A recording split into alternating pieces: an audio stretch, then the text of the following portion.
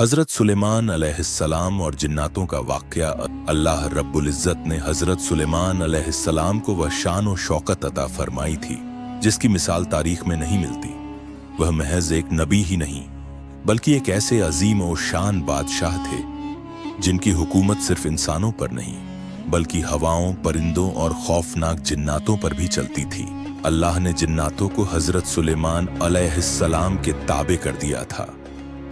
ये वो जिन्नात थे जो इंसानों के काबू में नहीं आते, लेकिन हजरत सुलेमान अलैहिस्सलाम के एक इशारे पर अपनी जान हाजिर रखते थे। कुरान करीम गवाही देता है कि ये जिन्नात हजरत सुलेमान अलैहिस्सलाम के लिए ऐसे ऐसे काम करते थे जिन्हें देखकर अक्ल दंग रह जाए।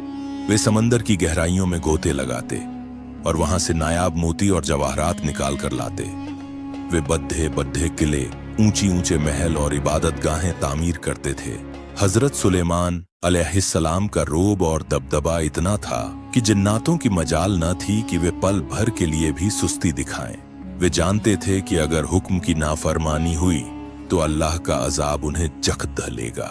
वे दिन रात काम में मशगूल रहते, इस खौफ से कि हजरत सुलेमान अलैहिस्सलाम की निगाहें उन पर जमी हुई हैं। अब सुनिए वह हिस्सा जो ईमान को ताज़ा कर देता है।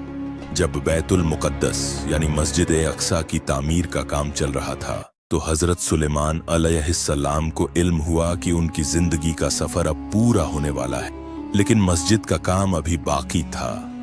उन्हें अंदेशा हुआ कि अगर उनकी मौत की खबर जिन्नातों को हो गई तो वे काम फौरन छोड़ देंगे और सरकशी पर उतर आएंगे।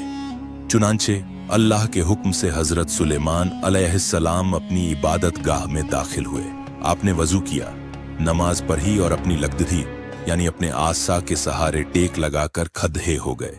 उसी हालत में मलकुल मौत आए और आपकी रूह कब्ज कर ली। सुभान अल्लाह, दुनिया का सबसे बद्धा बादशाह इंतकाल कर गया, लेकिन उनका पाक जिस्म अपनी लाठी के सहारे वैसा ही खद्दा रहा जैसे वह आज भी इबादत में डूबे हों।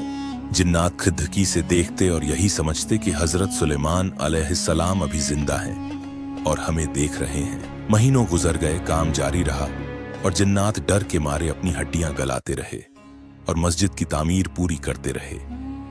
जब अल्लाह की मर्जी हुई कि अब यह राज दुनिया पर खुल जाए तो एक छोटी सी दीमक को हुक्म हुआ। उस दीमक ने उस लकड़ी को नीचे से कुतरना शुरू किया। जैसे ही वह आसा अंदर से खोखला होकर टूटा, हजरत सुलेमान अलैहिस्सलाम का जिस्म जमीन पर आ गया। तब जाकर दुनिया को पता चला कि हजरत सुलेमान अलैहिस्सलाम तो महीनों पहले दुनिया से रुखसत हो चुके थे। इस वाक़े ने उस जमाने के लोगों का यह वहम हमेशा के लिए तोड़ देच दिया कि जिन्नात गैब यानी भविष्य का इल्म रखते हैं। कुरान साफ लफ्जों में कहता है कि अगर इन जिन्नातों को गैब का पता होता तो वे महीनों तक उस जिल्लत और सख्त मेहनत में न फंसे रहते। मेरे भाइयों, इस वाक़े से हमें बद्धा सबक मिलता है कि ताकत और बादशाही सिर्फ और सिर्फ अल्लाह के हाथ में है। मौत से कोई नहीं बच सकता, चाहे वह परिंदों से बात करने वाला बादशाह ही क्यों न हो।